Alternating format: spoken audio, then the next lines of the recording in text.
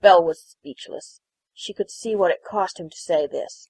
His eyes were as sorrowful as on the night he had released her to be with her father. That look that told her he was determined to do what was best for her, even if it tore him apart. Belle felt a rush of love for him flood through her. Her beast, so dear and so unsure. How could she have doubted him? Mistaking her silence, he sighed heavily. "I'll have the servants pack your things and order a carriage to take you to the village." He started to move toward the door. Then he stopped abruptly, turning to her. His hands clenched into fists, and she saw a flash of the old fire in his blue eyes. "But this I swear," he said fiercely. "if it is the beast you love, I would gladly take back the curse forever. I would search the whole world over to find the enchantress and make her change me back, if it means you would love me again." Tears came to Belle's eyes. "I would never ask that of you," she said softly. She was inexpressibly moved to know that he would willingly re-enter his own personal hell if it was what she wanted. Gently she took his hands and led him back to the bed. "Come sit with me," she said. He complied, his eyes searching her face. "This is a big adjustment for both of us," Belle said. "Everything's changed so much and things are happening so fast, but there's one thing you need to remember, and that's what the enchantress told you." He looked puzzled. She reminded him, "Do not be deceived by appearances. True beauty is found within." She was ashamed to think of how easily she, too, had forgotten this. She reached up and touched his cheek gently. "I didn't fall in love with fur or fangs," she explained, her voice tender. "I fell in love with a person. Someone who risked his life to save me from the wolves. Someone who was so delighted when a little bird hopped into his hand. Someone who sat with me by the fire for hours, sharing my favorite books with me. Someone who played with me in the snow and danced with me in a ballroom." She smiled up at him. "I looked into the beast's eyes, and I saw a good soul. I saw someone who was trying so hard, so very hard to be a better man. That's who I fell in love with. And that was you. And it will always be you, no matter what you look like." He looked at her with wonder, unable to speak. "Besides," she added, trying to lighten the mood, "if all I wanted was a big hairy animal with a bad temper, I would have married Gaston." He grinned at that. Then he took her in his arms. "I love you so much, Belle," he said, and kissed her. It was a deep, passionate kiss, and she felt herself responding, her arms going around him and holding him tightly. She found herself thinking of their wedding night, a week away, and wondering if they could possibly move the date sooner. He released her. She saw his body relax, the tension and worry draining out of him. He lay back on the bed next to her, his hands behind his head. "This is all a big change for me, too," he confessed. "I was raised a prince, but it was all so long ago. Those years under the spell, as bad as it was, I became used to it somehow. The darkness and the silence and the isolation, it was just the way things were. And now everything is so bright and so noisy and crowded. I feel like my head is spinning." "I know," she exclaimed, relieved that someone understood how she felt. "It's beautiful, of course, but everything changed so fast. It's hard to get used to." He nodded in agreement.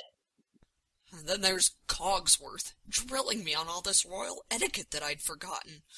I'm still just trying to get used to being human again. I can't keep track of whether an earl is higher in rank than a duke. She laughed in commiseration. Then she sobered. Since you bring it up, There is one thing that worries me. He pushed himself up on his elbow, looking at her with concern. What is it? Well, she said, a little self-consciously. It's just, I'm not a princess. I don't know if I'll measure up to what people expect. I'm just a girl from a tiny village. I don't know which fork to use or the right way to curtsy. He laughed and squeezed her arm affectionately.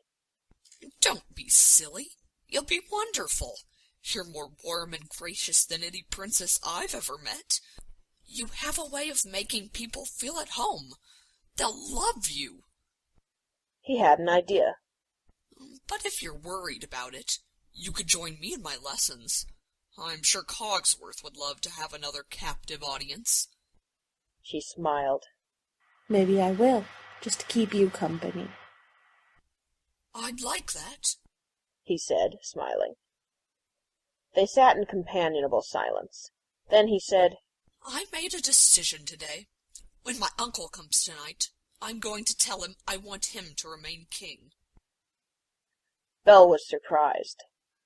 Aren't you next in line for the throne? I am, he agreed. But my uncle has been in charge for 10 years, and apparently he's done a good job. I think it would give the kingdom stability to have him stay on. And I don't feel ready to run a kingdom yet. He has no children, so I'll still become king when he passes on. Hopefully by then I'll have learned what I need to know. I'm sure you'd be fine even if you took over tomorrow, she assured him. But I think it's a good idea. It will take the pressure off you. Yes, he said. And Belle, I was thinking, after the wedding, maybe we could take a honeymoon trip around the world. Would you like that? Her eyes lit up. Oh, yes, she breathed. All those years in that little village, every day the same, I always dreamed of seeing far-off places. He nodded. I know what you mean. I haven't been off the castle grounds in 10 years. I'd love to see some different sights. But won't the kingdom be upset if you leave again after being gone for so long? She asked. He considered this. We'll say it's a diplomatic mission, visiting other heads of state and other kingdoms, he decided. We'll probably have to sit through some dull, formal dinners in each place, but the rest of the time will be ours. We can spend some time alone, explore exotic places, maybe have some adventures. She sighed and snuggled up next to him. Sounds wonderful. They lay there, lost in their own dreams. Then Belle said, What time is it? He looked at the mantel clock. So odd to see it sitting there, unmoving, no eyes or mouth. It's 4 o'clock. Why? Well, the dinner and the ball start at 7 o'clock, but Madame la Grande Bouche wants me in her chamber at 6 o'clock to dress me and do my hair. Belle made a face. Imagine that? An hour to get dressed. Please tell me I don't have to do that every day. He chuckled. No, dearest. Just for special occasions. You can wear your blue dress and your ponytail every day if you want. That's a relief, said Belle. She had a thought. We have 2 hours. I was thinking. Yes? He asked with interest. She looked at him shyly. Well, I got a new book today. Would you like to read it with me? He smiled warmly. I'd love to. I've missed that. He put his arm around her, and she snuggled close to him and opened the book. That night everyone oohed and awed as Belle danced with the prince. Such a beautiful couple, everyone agreed. Belle was stunning in her yellow ball gown, and the prince was so handsome in his blue tailcoat. Belle sighed with contentment. She rested her head on his chest, closing her eyes. her best friend, her beloved, her beast, her prince. He was all that and more, she thought. Off to the side, Mrs. Potts held her little boy and watched the couple with happy tears in her eyes. "Are they going to live happily ever after, Mama?" Chip asked. Mrs. Potts hugged her son. "Of course, my dear. Of course." The end.